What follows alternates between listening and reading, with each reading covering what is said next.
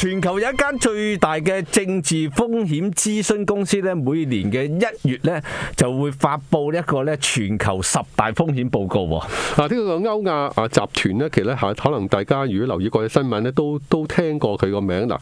咁嗱，講到呢10大嘅政治風險咧，就我哋立刻就會聚焦於咁啊兩岸會唔會開戰呢？嗱，其實佢有一個嘅篇幅咧，就專門咧去分析樣，佢覺得台灣被侵略嘅風險咧係誇大咗嘅，有4個原因。第一4個，習近平冇新嘅論述發表。第二，中國冇新嘅動作。第三，台灣同美國都冇踩到中國嘅紅線，同埋而家你打台灣，中國會面臨羞辱嘅失敗同經濟外交嘅制裁啊！佢仲話咧呢份報告嗱，如果你係中國嘅領導人，諗長遠啲啊，咁點解無端端要侵略台灣先？係唔係應該要等到喺軍事上邊對自己有利先出手呢？譬如乜嘢為之有利呢？就係等一個時機，呢個時機呢，就係有一個唔願意保衛台灣嘅美國總統，咁就合理啲啦。咁呢個分析就好客觀，所以佢話好多人講話2022會唔會係兩岸開戰呢？嗱，咁呢個好客觀分析。佢一講系列，佢咧其實真正10大風險都幾特別啊！佢第一個咧好特別，叫有關呢個新冠肺炎呢個 COVID 嘅零嘅幻覺，即係話咧，其實好多係幻覺，好多係猜想，真正嗰個嘅疫情咧，同我哋嘅想像分析係完全可能係兩件事嚟㗎嚇。係啦，所謂咧新冠病毒嘅幻覺咧，其實咧佢劍指咧就係呢個中國嘅嚇，因為中國已清零啊嘛。咁咧就呢份報告就話啦，中國領導人習近平咧堅持清零嘅政策咧，最終係會走向失敗，因為佢都話幻覺啦，係不但冇辦法控制呢個感染，仲可能引嚟更大規模嘅爆發嚇。因為咧而家高度傳播嘅變種病毒係低有效性嘅本土疫苗嚇，即係國產疫苗咧呢種嘅低有效性咧，咁咧同2020年初爆發嘅時候咧個情況好唔一樣啦。冇錯，佢都提到話咧就係去到2020年嘅第一季末咧就將會成為一個影響較為輕微嘅流行病，但局勢對疫苗不齊全嘅發展中國家呢，就相對不利。在位嘅政治人物會首當其衝，佢特別係點提到中國啦。習近平堅持嘅清零政策呢，最終呢係會走向失敗嘅嚇。係啦，咁咧就第二個呢，就係講科技巨頭嘅威脅啦。嗱，科技巨頭嘅威脅呢，其實呢，即係話，喺科技咁先進情況之下呢，有一啲嘅特別係社交媒體或者一啲嘅監控媒體呢，好容易咧了解到你，或者咧佢利用佢哋啲數據咧了解到你嘅生活習慣呢樣嘢呢，咁呢就會或者咧會傳播一啲假信息呢，就進一步削弱咧公眾對民主嘅信心喎。呢個真係幾貼切啊！嗱，儘管歐盟、美國而中國今年都會加強呢個科技嘅監管，但就好難呢係真正管到佢哋嘅，仍有好多嘅灰色地帶呢，咁亦都可能係因此呢，因為管制啲公司呢，又影響係極大嘅，啲係呢個即係科技巨頭啲威脅。第三個講到美國嘅中期選舉啦，呢個好清晰啦。嗱，第四個講到中國內部問題啊，咁你都知道今年中國內部呢，亦都處理咗好多嘅問題，都係成為一個嘅風險嚇。係啦，中國內部最重要呢，就係當前就有冬奧啦，有呢個20大亦都係最緊要啦。咁呢個中國問題就緊要。好啦，跟住呢就俄羅斯問題啦。俄羅斯問題當然就係指呢個烏克蘭㗎嚇，美俄之間或者咧歐盟同俄國之間呢嗰個問題呢，而家其實係一個危險線嘅邊緣上邊。所來就係伊朗啦，伊朗大家都知道多年嚟都係一個呢，其實都係一個火藥庫嚇。咁嗰度好多嘅伊朗本身內部嘅問題，佢一個即係中派系之爭啦，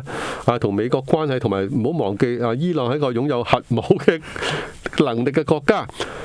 跟住咧就講到環保啦，佢難以達成啲環保政策係全世界一個好大嘅風險嚟㗎嚇。嗱，即係剛剛結束咗冇幾耐嘅格拉斯哥全球氣候會議咧，都牽涉到環保問題啦。咁大家都知道啦，呢個氣候會議其實都冇乜特別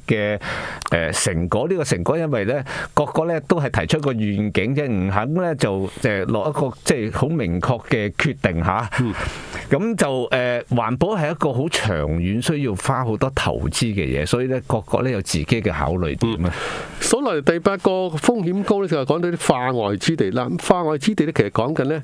一啲喺管治能力薄弱、宗教問題又好複雜。講到咩咧？你講到比如阿富汗啦。你緬甸啦，或者係啲非洲或者南美呢個小國啦，委內瑞拉等啦，咁嗰啲呢，